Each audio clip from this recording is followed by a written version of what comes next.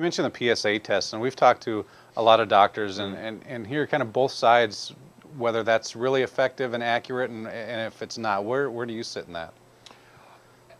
Wonderful question, and you're going to get an interesting answer from my boots here. I'm from Arizona. We're always getting in trouble in that state, and I hang out with some physicians at a physician shooting club there in Arizona, and some urologists, and we go shooting. And one of the urologists made an analogy that really sums this up, and that is that the PSA, first everyone threw all their eggs in one basket on a PSA is what you're referring to.